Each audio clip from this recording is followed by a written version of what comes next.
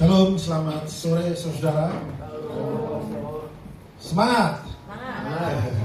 Ini kan 90% anak muda nih. Harus lebih semangat ya saudara ya.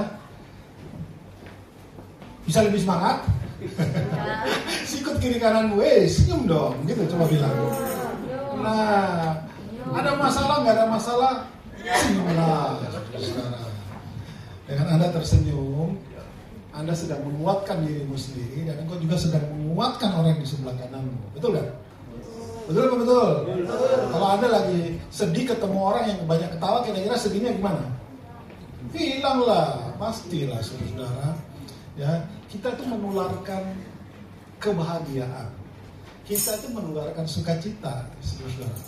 Kan saya sering kali mengingatkan Anda bahwa Yesus berkata, bertobatlah sebab kerajaan surga sudah dekat. Kerajaan surga di situ tidak bicara tentang kerajaan surga yang nanti itu, bukan. Kerajaan surga itu sebenarnya dialamatkan kepada kita. Kita ini adalah kerajaan surga yang nyata di dunia ini, saudara. Amin. Bilang, saya adalah kerajaan surga yang dinyatakan di dalam dunia ini. Katakan. Yang keras, saudara. Kenapa? Karena kerajaan surga yang di dunia ini. Nah, kita tunggu anak kecil pergi dulu. Ayo cepat, oke. Ya, out. Saudara dengar baik-baik.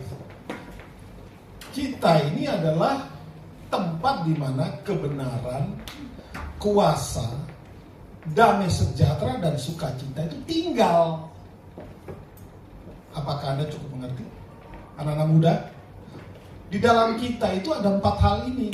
Dan itu kata Alkitab, saudara-saudara. Apa saja? Ya, itu tadi. Yang pertama adalah kebenaran. Katakan kebenaran. Kebenaran. Ini katakannya. Yang ada di dalam saya. Kebenaran. Kebenaran. Kuasa. Kuasa. Damai sejahtera.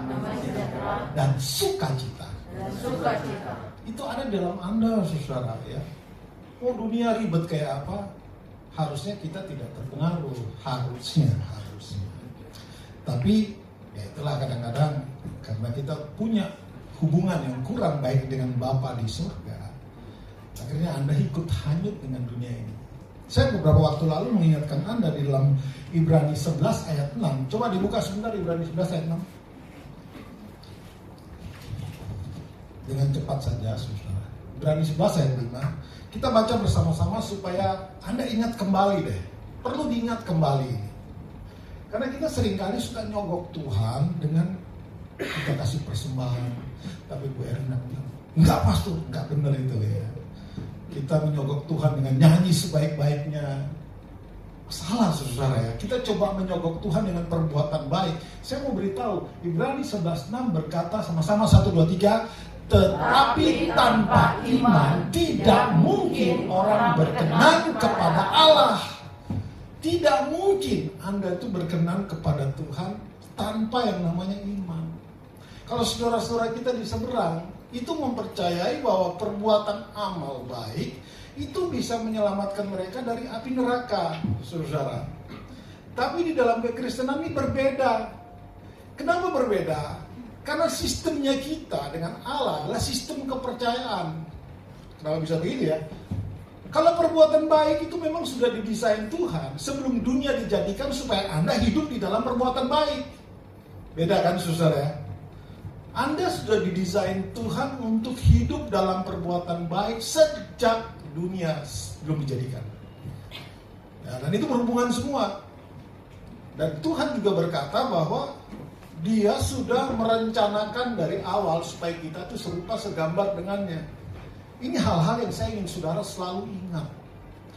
Bahwa di dalam kita tadi kan kita sudah percaya, kan kita sudah bisa bicara kan klaimnya bahwa di dalam kita ada kuasa, ada kebenaran, ada damai sejahtera, dan ada sukacita. Betul kan? Amin? Ayo jangan muslim, anak muda harus lebih ini, semangat. Nah 4 hal ini, paling tidak 4 hal ini, itu harusnya keluar. Anda pernah dengarkan laut mati? Kenapa disebut laut mati? Mungkin kita sudah tahu ya, bahwa laut itu tidak mengalir kemana-mana. Jadi dia menerima banyak sekali air yang datang dari banyak sungai Nil, sungai Efrat, segala macam sungai masuk ke situ. Tapi kemudian kumpul di situ aja dan dia tidak menyebar kemana-mana. Akhirnya laut itu laut mati, kadar garamnya tinggi, tidak ada ikan yang hidup di situ. Yang banyak itu nyamuk, saudara. Karena saya pernah ke sana dan masih jam 4 sore saya sudah dikerjain sama nyamuk. Banyak sekali nyamuk di pinggir situ. Ini membuktikan bahwa kalau kita yang tadinya di dalam kita yang kita sudah percaya bahwa ada kebenaran, kuasa, damai sejahtera dan sukacita, ini kalau tidak keluar, artinya orang lain tidak bisa menikmati itu tadi kebenaran yang dalam saudara. Dunia tipu-tipu terserah, tapi Anda harus hidup dalam kebenaran. Dunia sibuk dengan hal-hal yang menyenangkan hati mereka, dan kita tidak usah terpengaruh dengan itu, saudara. Karena kita yang mengeluarkan kebenaran, kita yang mengeluarkan kuasa, kita yang mengeluarkan damai sejahtera dan sukacita. Dan damai sejahtera dan sukacita kita itu bukan karena kondisi kita yang baik-baik saja, saudara. Itu hebatnya yang kita miliki di dalam Tuhan. Itu tidak terpengaruh dengan uang, itu tidak terpengaruh dengan masalah-masalah apapun. Karena kedamaian yang kita punya itu datang dari Tuhan dan dia tinggal di dalam kita. Nah pertanyaannya, kok saya masih merasa sedih, Pak? Nah mungkin gitu kan, ya seringkali kita begitu, sudah tahu kita punya Tuhan, kita punya sumber kehidupan, tapi kita masih khawatir. Kita masih harus diingatkan oleh firman Tuhan, burung di udara tidak menabur, tidak menuai Tuhan pelihara. Bunga bakung di padang begitu indah, nggak mintal sendiri, tapi Allah mendadarinya, keindahannya melebihi keindahan Salomo. Kenapa tidak percaya kamu yang kurang percaya? Nah, saudara, dengar baik-baik, saudara. Tidak mungkin Anda dan saya berkenan kepada Allah tanpa iman. Kita tidak bisa sogok Tuhan dengan segala sesuatu tanpa kita percaya kepada Tuhan. Ya, saudara. Satu contoh. Kain dan Habel, kasih tahu kan ya. Kalau saudara mempelajari ayat di mana Kain dan Habel, cerita Kain membunuh Habel, saudara, itu kan bermula dari Habel dan persembahannya dikenal oleh Tuhan. Tapi kemudian Kain dibilang begini, Kain dan persembahannya Allah tidak berkenan. Apa yang saudara perhatikan? Tuhan tertarik selalu dengan oknum dulu. Dia tidak tertarik dengan apa yang kamu buat. Makanya di dalam kekristenan itu berlaku begini, saudara. Relasi lebih penting daripada prestasi. Ya, saudara. Kalau Anda berpikir bisa melayani Tuhan karena prestasi, hati-hati, jangan-jangan Tuhan tidak tertarik dengan itu. Karena Tuhan lebih tertarik kepada pribadi. Nah, di Kejadian itu tidak dijelaskan apa yang dilakukan oleh si Habel. Ya, cuma dijelaskan bahwa dia mempersembahkan hewan sebagai korban persembahan dan lemak-lemaknya. Dan si Kain pun juga mempersembahkan yang terbaik dari hasil tanahnya. Udah itu aja. Dan banyak orang yang tidak mempelajari baik-baik, mereka ngomong ya karena Kain, karena Habel mempersembahkan binatang. Kan binatang itu adalah model. Adam dan Hawa jatuh dalam dosa, untuk menutupi ketelanjangan mereka, Tuhan potong kambing untuk supaya kulitnya ditutupkan ke badan mereka. Ya, mungkin Anda bertanya kenapa nggak pakai daun aja? Daun bisa rusak, saudara. Daun bisa kering. Ketelanjangan kita, keberdosaan kita itu hanya bisa ditutupi, bahkan dibersihkan dengan anak domba atau dibersihkan dengan pengorbanan Kristus di kayu salib. Nah, Tuhan itu tertarik dengan Habel dan persembahannya. Kenapa? Di dalam Ibrani menjelaskan bahwa oleh karena iman persembahan Habel lebih dikenal oleh Tuhan. Ya, saudara. Saya mau beritahu hari ini, saudara, mari kita baca Alkitab, ya, karena Roma 10:17 mengatakan iman timbul dari pendengaran dan pendengaran akan firman Tuhan. Gak usahlah banyak-banyak baca-baca itu motivasi dari dunia ini. Gue baca Alkitab, saudara. Karena Alkitab itu buku kehidupan, ya, saudara. Ditulis oleh kurang lebih 40 penulis selama kurun waktu 1500 tahun. Di setiap zaman itu berbeda penulisnya. Tetapi hebatnya, tidak pernah ada yang bertolak belakang, saling melengkapi. Firman Tuhan itu adalah firman Tuhan yang tertulis atau Alkitab. Itulah yang harus kita percayai, saudara. Jangan suka dengar kata orang, ya. Dengar apa kata firman tentang hidupmu itu dipegang. Amin. Alkitab tidak pernah bilang hal yang buruk tentang Anda, kan? Betul tidak?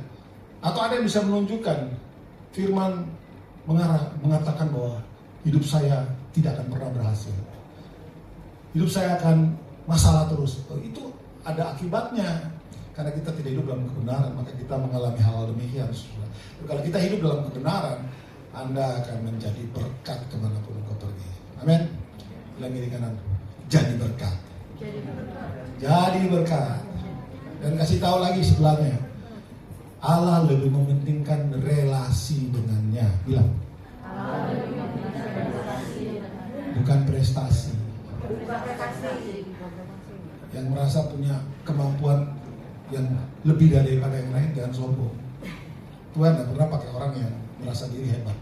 Ya, saya akan ingatkan selalu ini, karena anak muda cenderung ke situ.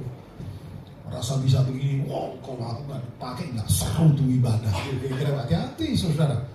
Daud itu cuma orang yang biasa tinggal di padang gurun, ngurusin domba, sederhana, nggak punya pengalaman perang, tapi dia jatuhin, kalahkan Goliat, pahlawan perang, tingginya hampir 3 meter, 3 meteran, saudara.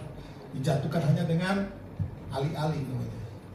Batu kali itu masuk ke dalam jidatnya dan dia jatuh dan mati. Siapakah Daud? Anak bungsu yang dikucilkan kelihatannya, saudara. Kalau Anda membaca, nonton itu ada serialnya itu House of David, Anda akan mendapatkan beberapa gambaran kenapa Daud anak bungsu itu kok ditaruh di padang sementara kakak yang lain itu enggak. Ada ceritanya, saudara. Boleh itu nonton, saya rekomendasikan supaya kita punya wawasan ya.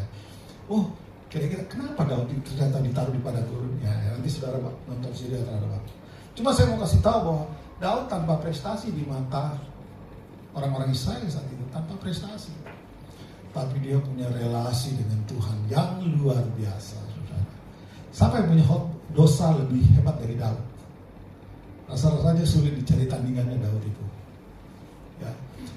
Raja berkuasa atas segala sesuatu. Naksir istri orang. Aduh, bahaya ini. Naksir istri orang, suaminya kebetulan adalah salah satu kapten daripada pasukannya.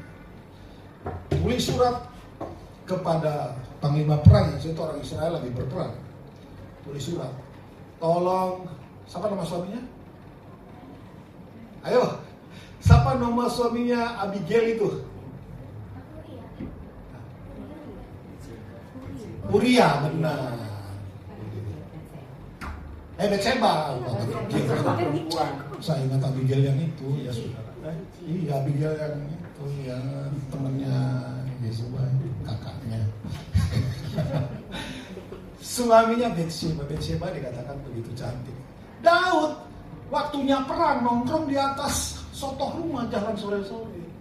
Dasar mata lelaki, matanya lelaki lihat perempuan mandi, langsung timbul niat jahatnya. Siapa itu? Oh, istrinya Uria. Tulis surat ke panglima perang Yoab, taruh Uria di garis depan di pertempuran yang paling bahaya supaya dia mati. Ngeri kan, saudara, kejahatan Daud itu. Dia berkuasa, ingin istrinya orang, merancangkan pembunuhan, akhirnya membunuh.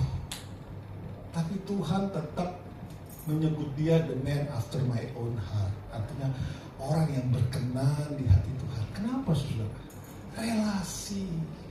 Dia itu seseorang yang kalau bersalah langsung datang cari Tuhan. Saya rindu kita anak muda, saudara, harus punya hati yang seperti itu. Kalau sudah salah dan tahu salah, ngaku dosa. Jangan sudah tahu salah tapi bersikukuh mempertahankan kesalahanmu. Jangan, saudara. Kita belajar seperti Daud. Mengapa Tuhan begitu angkat dia begitu tinggi? Bahkan sampai mau mati pun Alkitab mengatakan bahwa raja yang diurapi Tuhan. Pemazmur yang disukai di Israel itu Daud, saudara. Sampai kematian masih dikatakan demikian. Dan Tuhan berkenan kepada hidup dia. Saudara, kenapa saya harus ngomong gini ya? Karena saudara ini perlu tahu bahwa kita ini diciptakan serupa segambar dengan Tuhan. Dan kita dituntut hidup seperti Tuhan, saudara. Karena Anda dan saya diciptakan serupa segambar dengan Tuhan. Artinya serupa segambar adalah memiliki sifat-sifat Tuhan. Memiliki kemuliaan Tuhan, memiliki kuasa Tuhan, dan memiliki yang namanya tugas-tugas Tuhan. Dan kalau saudara memperhatikan, Alkitab berkata diciptakan serupa segambar dengan Tuhan untuk berkuasa. Berkuasa itu kata lainnya adalah mengatur bumi ini dengan karakter Tuhan. Jadi kalau disederhanakan pasti saudara ingat, Tuhan beri Anda itu namanya mandat budaya. Tugasmu merubah atau membawa kebudayaan surga di tengah-tengah dunia ini. Ya. Kebudayaan dunia kan jahat sekali, saudara. Korupsi, apalagi tipu menipu, jatuh menjatuhkan. Tugas Anda sebenarnya membawa perubahan. Oh, saya nggak pandai ngomong, Pak. Saya kurang gelar nih. Nggak perlu gelar, saudara. Tuhan tidak tertarik dengan prestasi, ingat baik-baik. Tapi dia tertarik dengan hati yang Tuhan aku siap dipakai. Nah, supaya hati Anda itu siap dipakai, Anda perlu berelasi dengan Tuhan. Perlu banyak doa, perlu punya hubungan dengan Tuhan. Saya dulu pada masih muda seumur kalian ini rada kacau, saudara. Saya tidak mengerti, tidak sungguh-sungguh, karena memang tidak ada yang mentoring. Bahwa justru kita masih muda. Kita bilang, apa sih kehebatan orang muda? Ada yang masih ingat? Tidak? Ada yang masih ingat? Apa kelebihan orang muda? Kita bilang apa? Kemudaannya. Kalau disederhanakan, kekuatannya. Orang muda itu orang yang kuat loh, saudara. Mereka orang yang kuat karena mereka masih muda.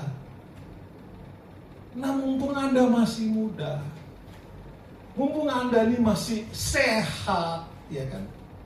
Mari berfungsi, saudara. Bawa perubahan di tengah-tengah dunia ini. Jangan dunia yang sudah kacau, ketambahan Anda tambah kacau lagi. Mari kita buat perubahan. Dan itu adalah tugas kita. Sadarlah, saudara, itu tugas kita. Kasihan orang tua sudah nggak usah dibeban-bebani, saudara. Yang muda-muda nih, ayo terbebanlah untuk hidupmu membawa dampak buat orang lain. Terbebanlah supaya hidupmu untuk menjadi berkat buat orang lain. Amin, saudara. Nah, ini kopi kesampluk terus, saudara. Hari ini kita akan membahas tentang living selflessly, ya. Selflessly.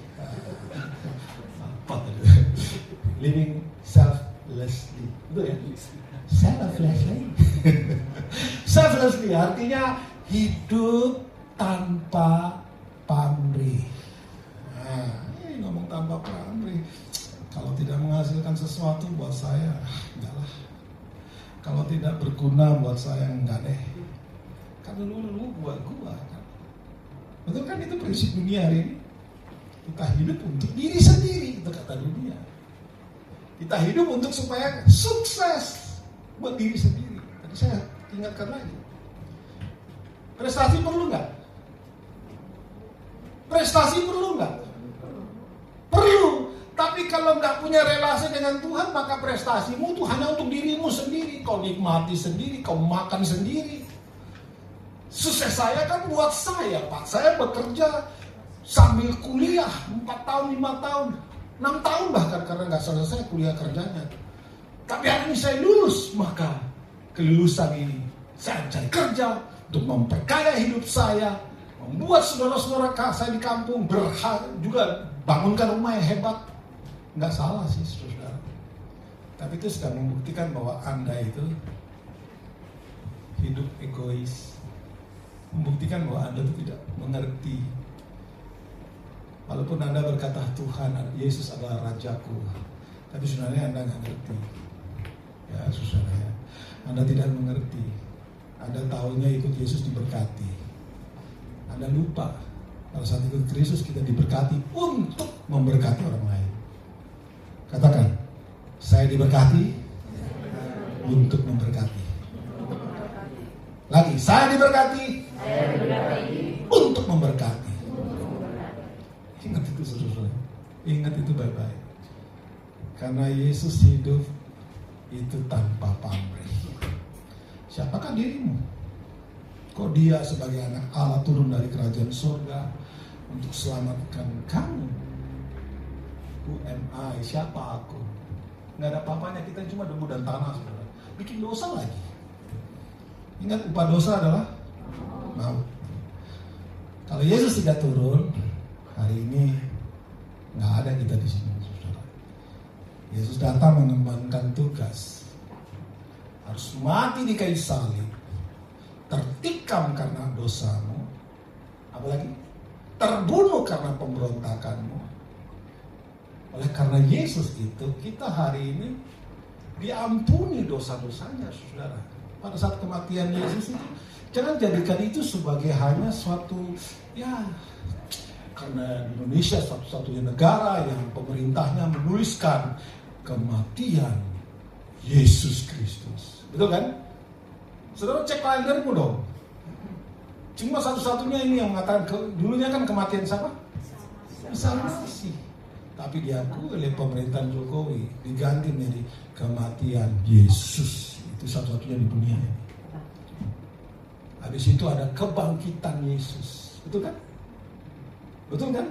Nanti ada lagi kenaikan Yesus. Bukan Isa Masih lagi yang dipakai. Saudara, pada saat Yesus mati di kayu salib, ingat baik-baik. Jangan Anda rayakan itu sebagai satu rutinitas sudah puluhan tahun memang begitu. No, coba perhatikan baik-baik. Ya inilah kalau kita cuma baca Alkitab kayak baca komik, kayak baca WA dari teman kita nggak resapi baik-baik, ya begitu akhirnya. Padahal Alkitab berkata, dia tertikam karena dosa. Amin. Coba bayangkan ke saudara, ada orang yang mau mati buat kita. Ada orang yang mau tertikam, mau karena pemberontakan kita harus mati. Mana ada hari ini manusia seperti itu? Yang ada adalah gue, lu mati aja. Ngapain aku harus pusing sama kamu? Pemikiran itu harus dikikis kalau Anda percaya kepada Kristus. Pemikiran-pemikiran demikian harus dibuang. Karena Yesus mengajarkan living selflessly, hidup tanpa pamrih. Saudara bicara tentang pamrih, apa sih pamrih itu? Ada yang tahu pamrih? Ada dua sih, saya temukan di dalam internet. Kata pamrih itu ada dua. Yang pertama adalah keinginan untuk mendapatkan imbalan atau keuntungan dari suatu tindakan perbuatan. Keinginan untuk mendapatkan imbalan. Keinginan untuk mendapatkan imbalan. Yang kedua adalah ada hubungannya dengan motif egois. Apa sih motif egois itu? Diartikan sebagai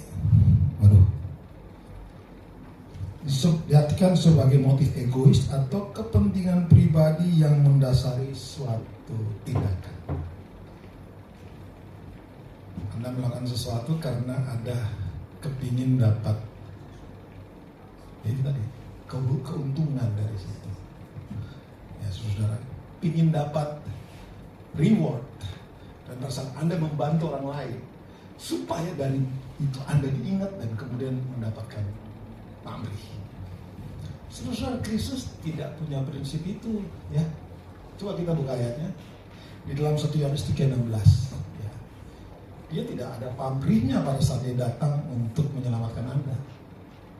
Karena begitu besar kasih Allah akan dunia ini, sehingga dikaruniakannya anaknya yang tunggal, supaya barang siapa yang percaya selamat, tidak binasa. Adakah pamrih di situ? Yesus mengharapkan apa di situ? Nggak ada, saudara. Nggak ada. Coba kita buka mana? 1 Yohanes 3:16. 1 Yohanes 3, bukan 3 Yohanes 13. 1 Yohanes 3:16. 1 Yohanes 3:16, bukan Yohanes 3:16. Ya, kita baca sama-sama. 1, 2, 3. Demikianlah kita ketahui kasih Kristus, yaitu bahwa Ia telah menyerahkan nyawanya untuk kita.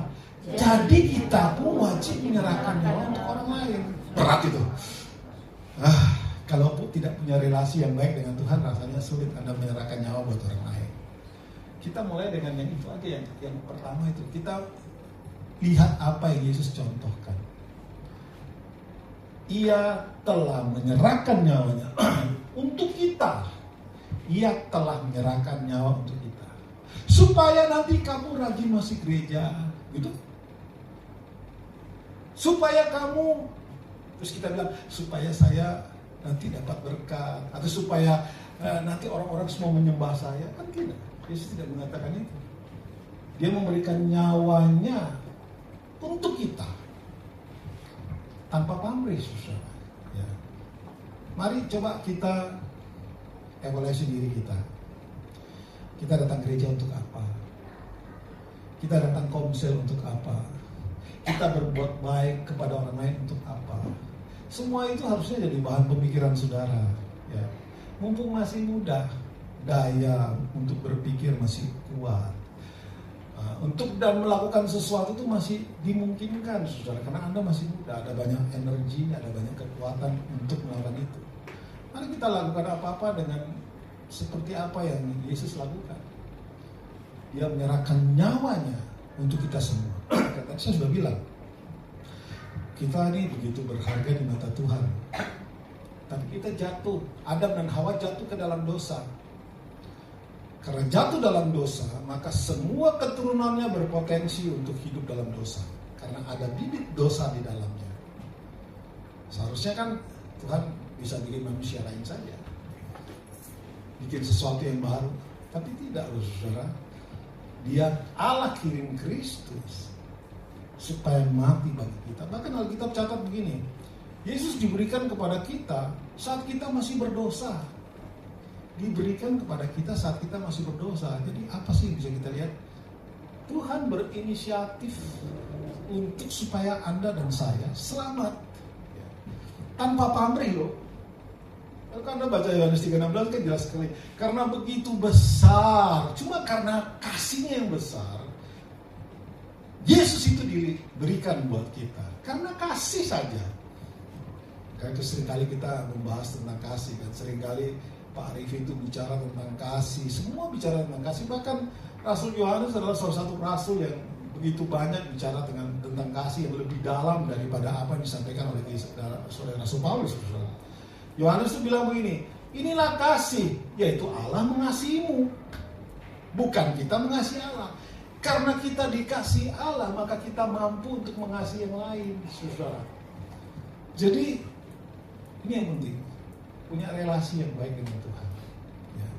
Supaya Anda bisa merasakan hatinya, supaya Anda ini punya cara berpikir bisa selaras dengan pikiran Tuhan, supaya perasaanmu itu bisa juga seperti perasaan Kristus, supaya kehendak-kehendak kita ini juga seperti kehendak Kristus, ya saudara, yaitu untuk supaya orang lain juga menerima keselamatan, saudara. Supaya orang lain juga mengenal Kristus melalui kehidupan kita. Saya seringkali mengatakan bahwa ada 3 jenis penginjilan.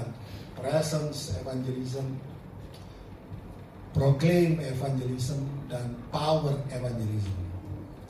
Presence evangelism adalah kehadiranmu itu membawa ini suasana kekudusan Tuhan. Yang orang begitu bertemu dengan kita, mereka enggan berbuat dosa, bahkan mungkin bertobat karena melihat kita, saudara. Ya. Itu dimulai dari mana? Ininya hubungan kita dengan Tuhan. Hubungan kita dengan Tuhan. Saya pernah mendengar ada seseorang berkata begini, kamu hari ini dekatnya sama siapa? Ya. Kalau kamu dekatnya sama seseorang yang nggak suka marah-marah, pendiam, maka kamu paling tidak kamu akan seperti dia. Dan saya melihat itu banyak sekali. Tadi pagi saya berkhotbah di satu tempat. Kebetulan gembalanya ini sahabat dari kecil, saudara, dari zaman kita masih SD. Saya kenal baik keluarganya dan keluarga kami itu begitu baik. Dan dia ini kopian bapaknya. bapaknya tuh diam saja. Beliau itu adalah dosennya Pak Arifin sebelumnya, jadi dia sudah 85 tahun. Saya masih ingat karena saya tinggal di rumah mereka. Ada keributan apa, bapaknya cuma diam, tidak pernah bicara, diam saja. Dan itu nurun ke anaknya, saudara. Kalau hari ini Anda banyak waktu duduk di bawah kaki Kristus, maka saya percaya, saudara, hadirat Tuhan, karakter Tuhan, apa yang ada di hati Tuhan, Anda pasti tahu, pasti bisa rasakan, benar nggak? Kenapa sahabat baik itu lebih dekat daripada adik sendiri atau kakak sendiri, saudara? Anda yang punya sahabat baik, Anda pasti tahu apa yang Anda lakukan dengan mereka, ya kan? Seorang sahabat itu memberi nyawa loh, kata dari Yohanes. Nanti saya tunjukkan ayat. Cuma saya ingatkan saja bahwa tema hari ini adalah hidup tanpa pamrih. Kita belajar melakukan sesuatu kepada orang lain itu dengan tanpa pamrih. Jangan mau cari keuntungan, buang itu cara berpikir demikian. Itu cara berpikir dunia, saudara. Memang saudara, kalau bicara tentang hidup tanpa pamrih, maka ini lekat sekali yang namanya dengan mengasihi. Tidak mungkin Anda melakukan sesuatu tanpa pamrih kalau engkau tidak punya kasih, saudara. Jadi secara sederhana begini, kalau Anda melakukan sesuatu masih ada pamrihnya, ya artinya kamu tidak punya kasih. Kasihnya siapa? Kasihnya Tuhan lah. Kalau kasihnya dunia, ya itu, aku memberi karena tahu nanti kau juga akan balas memberi. Itu nggak ada nilainya, saudara. Yang ada nilai adalah Anda memberi dan tahu orang itu tidak bisa memberi kembali. Itu nilai, itu tanpa pamrih. Amin, saudara. Ya, kalau kita ikutin outline daripada satu bulan ini, maka ada beberapa hal yang dinyatakan dalam perbuatan kalau kita bicara tentang hidup tanpa pamrih.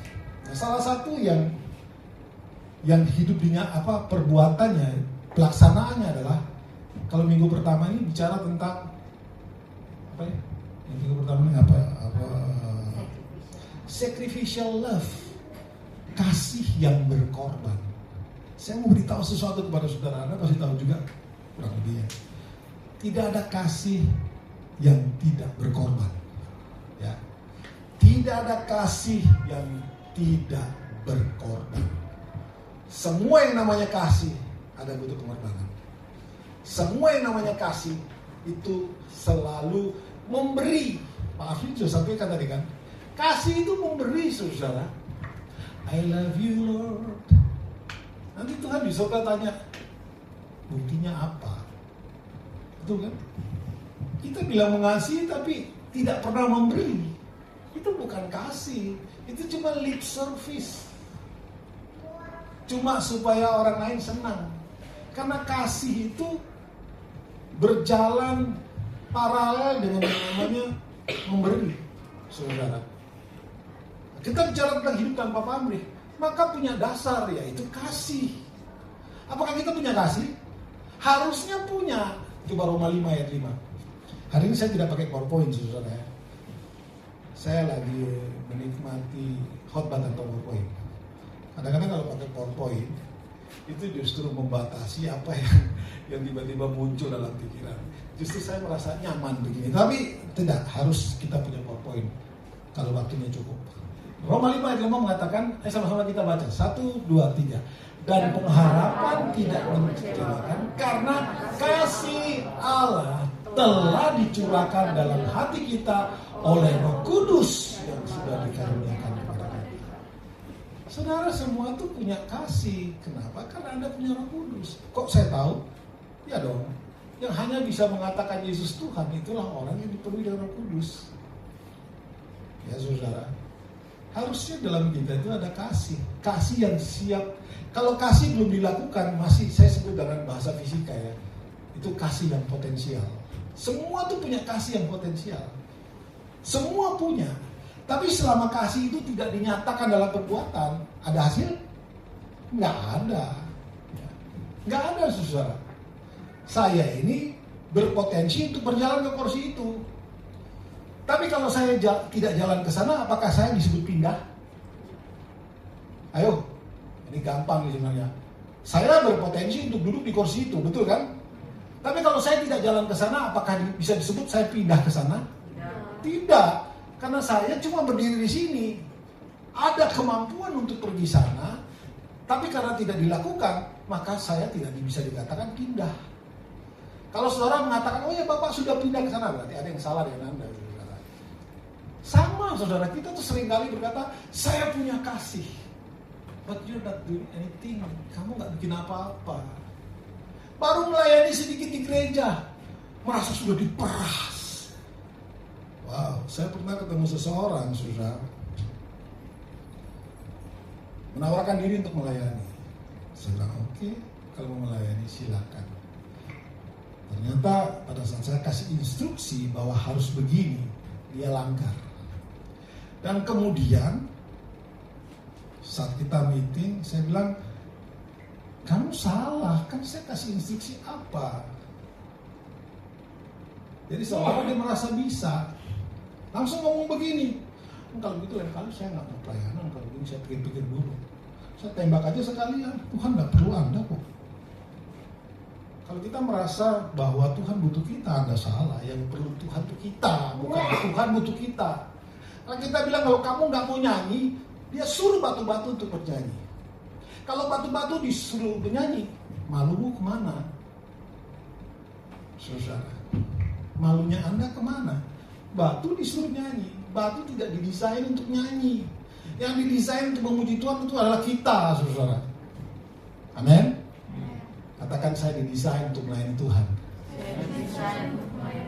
Bayangkan Anda punya status dan tujuan Allah seperti itu, tapi Tuhan terpaksa suruh batu, benda mati untuk memuji Tuhan. Kemanakah rasa malumu? Saudara, mari kita mulai rubah hati kita, saudara.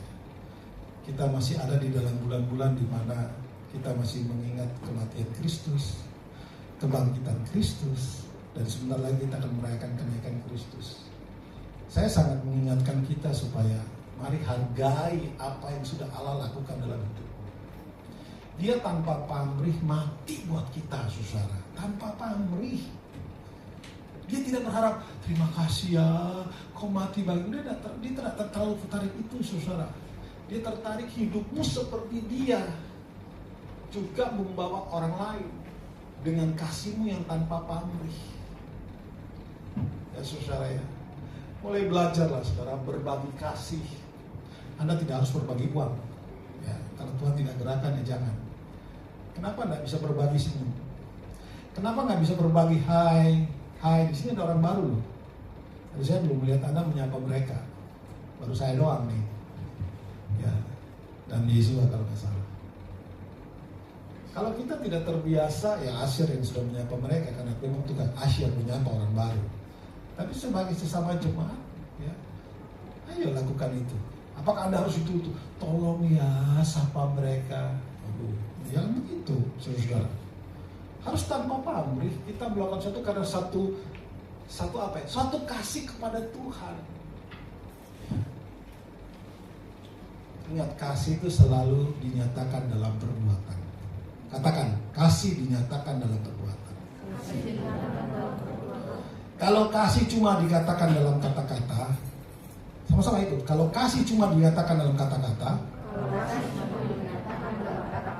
sama-sama ya, gombal namanya. Anda tahu arti? Anda tahu gombal? Tahu gombal? Tahu gombal yang orang Jawa mesti tahu. Gombal tahu artinya?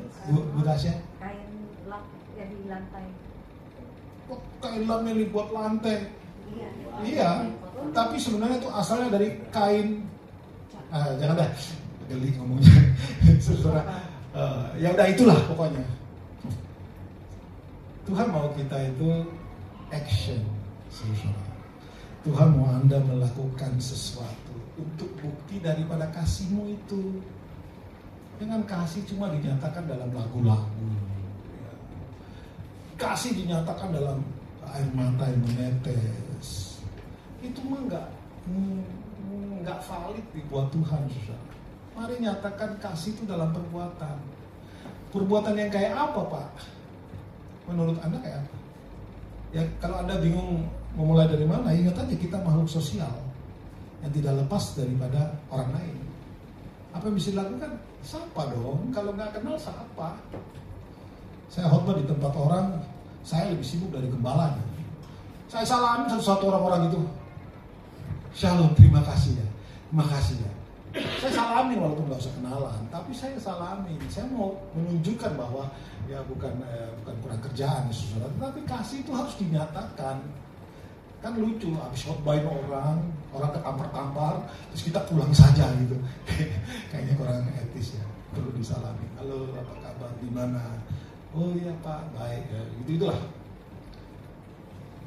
Mumpung kita masih kecil, ya itu kalau sudah 1.000 orang bisa nggak salaman satu dengan yang lain? Salaman itu aja mungkin butuh 1 jam tuh, kalau semua 1.000 orang ya kan. Mumpung masih cuma berapa nih? Bu Tasya berapa yang datang? 33. Nah, 33, satu orang minimum. Jabat berapa tangan berapa orang? Satu orang harus paling tidak jabat berapa tangan berapa orang? 32 lah. Kan 33. Nah kalau 33 salam sendiri. Satu orang minim 32 orang. Itu sederhana tuh. Tapi itu membuktikan bahwa Anda care. Membuktikan bahwa Anda mau perhatian. Membuktikan bahwa, hey, I am your brother, I am your sister. Kita satu gereja. Kita saling memperhatikan. Amin, saudara. Nah, kalau sudah bisa gitu, minggu berikutnya ketemu, salaman, kenalan dong. Saya kurang lebih kenal nih beberapa orang namanya ya. Frankie. Aduh, yang ini aku lupa sebelahnya Frankie ini. Yang sebelahnya lagi saya tahu. Itu James Bond. James Bond tahun ini. Yang sebelahnya lagi itu pendekar kita Grace. Saya kurang lebih mengerti kenal saudara, tapi ada beberapa yang saya lupa namanya ya. Yang sebelahnya Yustar itu Yani, betul? Yang di sebelahnya siapa? Sebutkan nama. Jihan Pak. Jihan. Iya. Oh, sebelahnya lagi? Nadia. Nadia. Oke. Sebelahnya lagi? Ya sebelah Nadia ya itu tuh. Nah, Sisil ya kan. Sebelahnya lagi? Justin. Nah, saya sengaja yang di depannya Sisil siapa namanya? Tasya. Oh, nyaut dia. Maksudnya yang lain. Yang sebelahnya Bu Rafael. Sebelahnya lagi Fana. Yang sebelahnya lagi tidak Fana. Ayo dong, itu hal yang sepele untuk Anda tanya. Ya kan? Saya sengaja hafal nama Anda itu tuh dibawa dalam doa. Kan gak lucu. Tuhan, yang itu tuh rambut keriting, alis sebelah kiri ada botak, itu siapa sih? Tuhan berkati kan susah saudara. Tapi karena saya tahu namanya saya sebutkan. Berkati Yusta, berkati Ayane, berkati itu. Yang sebelahnya juga itu lupa Sisil, berkati Justin, berkati sebelahnya Justin siapa? Justin. Coba lihat sebelahmu dan tanya namamu siapa? Titus. Hah? Oh Titus bentar, Titus Nias itu, betul kan? Iya. Itu Titus Nias. Sebelahnya Titus Nias, Yeni. Yeni Nias. Bukan ya? Harus dihafal, sudah harus supaya apa sih? Ini bukan sok-sokan, bukan menunjukkan bahwa kamu punya intelijensi yang tinggi, tidak. Tapi menunjukkan bahwa kita perlu care. Kasih itu butuh action. Dengan mengingat nama orang itu kan tindakan kasih. Boro-boro ngurusin nama orang. Ngapain sih kurang kerjaan? Tapi justru itu yang dimulai di dalam gereja mula-mula, saudara, saling memperhatikan. Anda kalau baca kejadian dalam Kisah Rasul 2, kehidupan jemaat di mula-mula, saudara saya kasih tahu ya, tidak ada kekurangan di antara mereka. Kalau ada yang kurang ini, kurang itu, yang lain jual rumah, jual ladangnya, jual ini, dan uangnya dibawa kepada rasul-rasul untuk dibagikan kepada orang-orang yang kurang. Enggak ada yang kurang di antara mereka. Nah, kita catat kehidupan mereka yang seperti itu dilihat oleh orang-orang di kota tersebut. Dan untuk pertama kalinya kata Kristen itu muncul di situ. Kenapa? Karena orang-orang yang bukan orang-orang yang banyak yang berdoa tadi itu adalah orang-orang dari berbagai provinsi, orang-orang kafir kebanyakan. Tapi karena mereka melihat orang-orang yang tadi itu berbagi satu nilai, kayak Yesus kelakuan mereka, maka di situ muncul kata Kristen atau pengikut Kristus. Anda pengikut Kristus kah? Nah, ada yang bilang amin kan? Yang lain belum bilang amin ya? Apakah Anda pengikut Kristus? Nah, berarti apa yang harus dilakukan? Hidup seperti Kristus, kan gampangnya gitu kan? Nanti besok kita stop ini ya Bu Ervin, kita stop ini rantai salib. Saya mau kasih semua satu. Terus nanti setiap khotbah saya akan bilang, kamu pakai rantai salib. Sudahkah kamu hidup menanggung salib? Salibnya banyak, sini tato salib semua, tapi hidupnya tidak memikul salib. Saudara-saudara, jadi orang Kristen memang susah, saudara ya. Tetapi oleh karena kasih karunia hari ini kita ada, dan mulai belajarlah untuk hidup tanpa pamrih. Pada saat Anda melakukan sesuatu ke orang lain, bukan supaya untuk diingat oleh dia, bukan supaya Anda mempunyai dapat keuntungan pribadi di sana, bukan. Tapi supaya orang tersebut boleh merasakan kasih Kristus yang ada di dalammu. Ya, saudara ya. Amin. Ya, dengan begitu kalau kita punya kasih Kristus seperti itu, orang lain, orang tersebut bikin hati kita sakit, kira-kira mana kan? Ya ditelan aja. Tuhan berkati dia, Tuhan ampuni dia. Kan enak, saudara. Jadi akhirnya kita jadi orang-orang Kristen yang kuat, yang seperti yang Yesus mau. Satu ayat lagi coba di dalam Yohanes 15 ayat 13. Ayat yang tadi pagi saya kirim kepada saudara. Yohanes 15 ayat yang ke-13.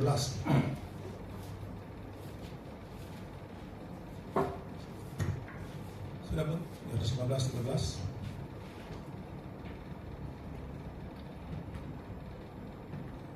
Ya. Sudah? Ya, sama-sama kita baca ya. 1, 2, 3. Tidak ada kasih yang lebih besar daripada kasih seseorang yang memberikan nyawanya untuk sahabat-sahabatnya. Yesus itu menyebut kita sahabat-sahabatnya, saudara. Dan oleh karena itu dia memberikan nyawanya. Kalau saudara membaca Alkitab di dalam Yohanes, saudara akan temukan banyak sekali kata-kata yang seperti demikian. So, misalnya Yohanes 10 ayat 10, gembala yang baik itu memberi nyawanya bagi domba-dombanya. Banyak sekali ayat yang membicarakan bahwa kasih itu ditunjukkan dalam suatu perbuatan, bahkan perbuatan yang ekstrim kadang-kadang. Ya seperti ini, memberi nyawanya bagi kita. Hari ini kan kita sedang menikmati, saudara, Yesus anak Allah mengosongkan dirinya, mengambil rupa seorang hamba, taat dan mati di atas kayu salib supaya Anda dan saya ini pindah posisi. Kita yang harusnya mati, karena pengorbanan Kristus terbalik. Dia yang mati, saudara mengalami kehidupan. Mari hargai itu dengan kita juga diharuskan hidup seperti itu. Boro-boro memberi nyawa buat orang lain. Memberi senyum aja sulit. Ya.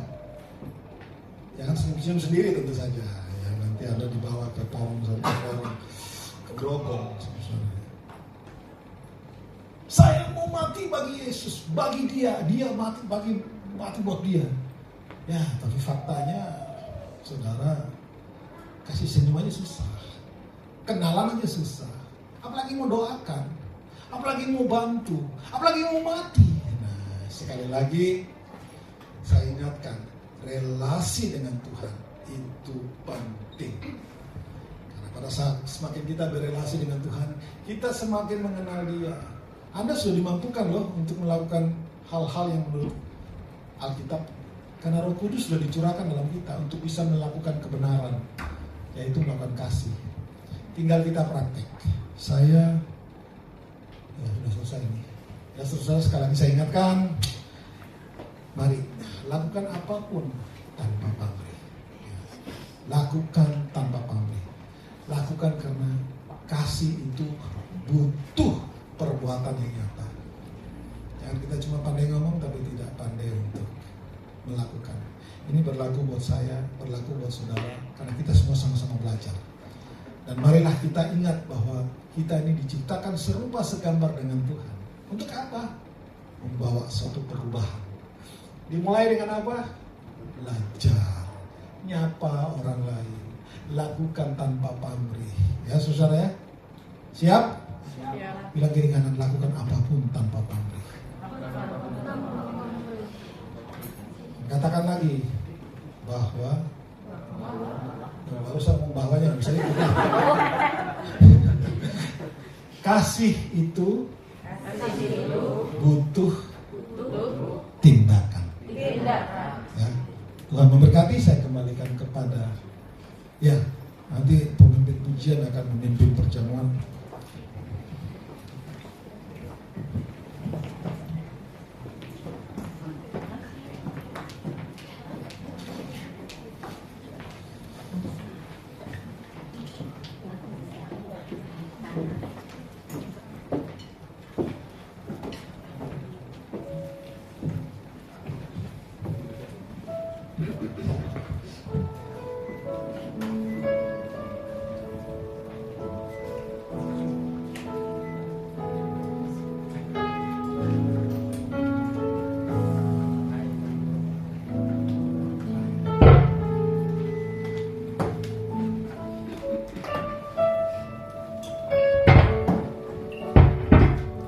Apakah Bapak Ibu Saudara yang mau mengambil bagian dari perjamuan kudus sudah menerima anggur dan roti? Bagi yang belum, Asher bisa bagiinnya. Udah semua ya?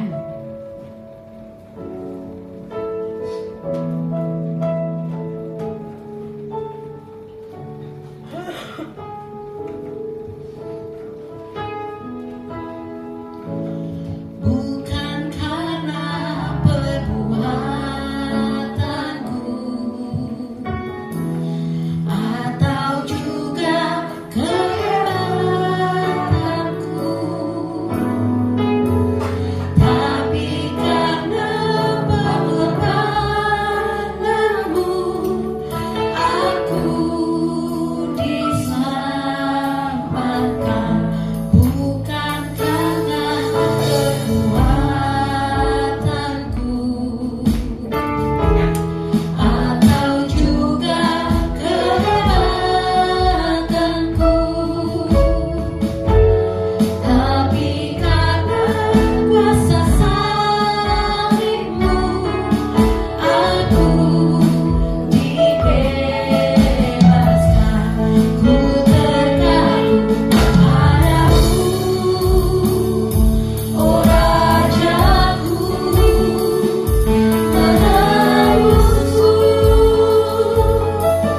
dengan harga tertinggi dan kau beri segalanya.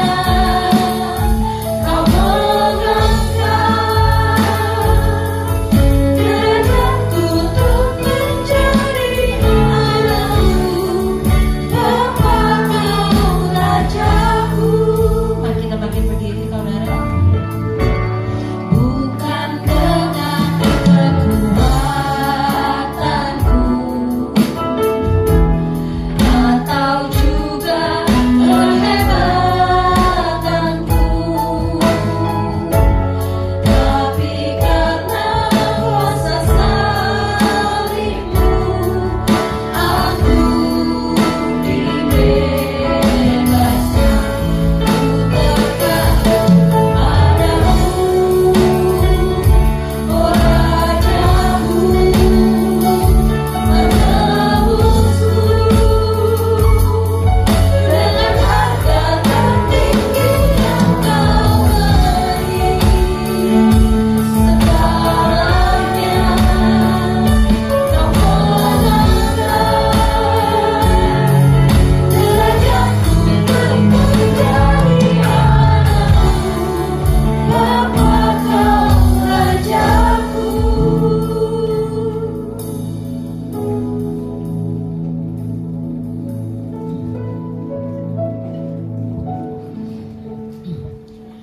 Sebab apa yang telah kuteruskan kepadamu telah aku terima dari Tuhan, yaitu bahwa Tuhan Yesus pada malam waktu ia diserahkan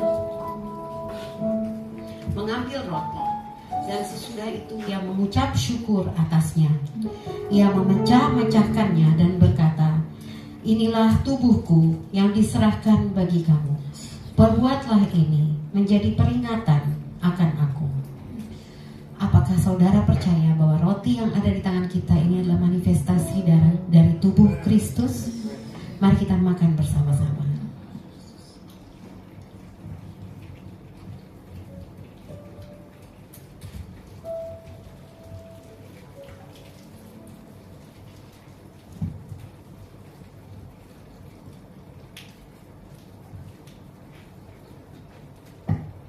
Demikian juga ia mengambil cawan sesudah makan, lalu berkata, "Cawan ini adalah perjanjian baru yang dimeteraikan oleh darahku.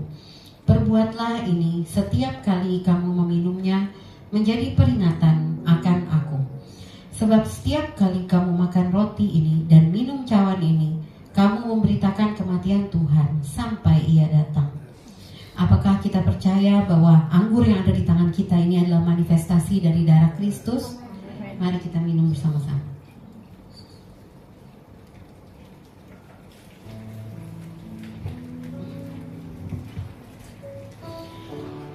Terima kasih ya Tuhan. Kami sungguh mengucap syukur. Sore hari ini kami boleh mengingat pengorbanan Kristus, yang boleh mengingat siapa kami.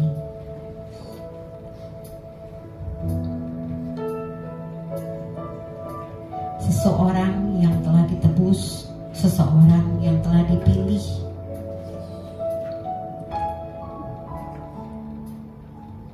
seseorang yang memiliki panggilan di dalam Engkau, seseorang yang sudah dimerdekakan dari dosa. Terima kasih ya Bapa, kami sungguh bersyukur.